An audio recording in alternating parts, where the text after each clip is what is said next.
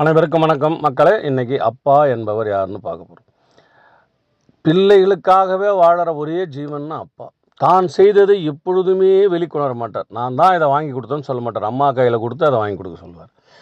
மகனுக்காக மகளுக்காக வாழற ஒரே ஜீவன் அவர் தான். எப்போ பார்த்தாலும் குழந்தைகள் நினைப்பு தான் அவருக்கு. அவர் தந்தை ஸ்தானம் வந்ததுலேருந்து தன் நலத்தை மறந்துடுவார், தான் சாப்பிட்றத மறந்துடுவார், தான் நல்லா உணவு உண்ணணும் மறந்துடுவார், நல்ல ஆடை போடணும் மறந்துடுவார். குழந்தைங்களுக்காக வாங்கி கொடுப்பார். குழந்தைங்க நம்மளுக்கு என்ன எக்கச்சக்கமாக இருக்க குழந்தைங்க வாழட்டும்னு நினைக்கிறவர் தான் தந்தை. அது மாதிரி அவர் இறந்த பிறகு அவருடைய நினைவுகள், அவர் பயன்படுத்திய பொருள்கள், அவர் பயன்படுத்தின அந்த ஆடைகள், அவருக்கு விருப்பமான பொருள்கள்லாம் நம்ம பார்த்து பார்த்து அழறோம். எத்தனை பிரச்சனையாக இருந்தாலும் நம்மளை விட்டுக்கணும். அப்பா இருந்தாருன்னா நம்ம ஒரு தனி உலகமே இருக்கிற மாதிரி. அப்பா இருந்தாருன்னா நம்மளுக்கு ஒரு பெரிய 1000 பேர் இருக்கிற பலம் நம்மளுக்கு இருக்கும். அப்பா இல்லாத போது இப்போலாம் நம்ம நினச்சி பார்க்கும்போது தினமும் அழுகுறோம் அப்பாவை நினச்சி. அவர் இல்லாத வாழ்க்கையாகவே இல்லை மக்களே. நன்றி, வணக்கம்.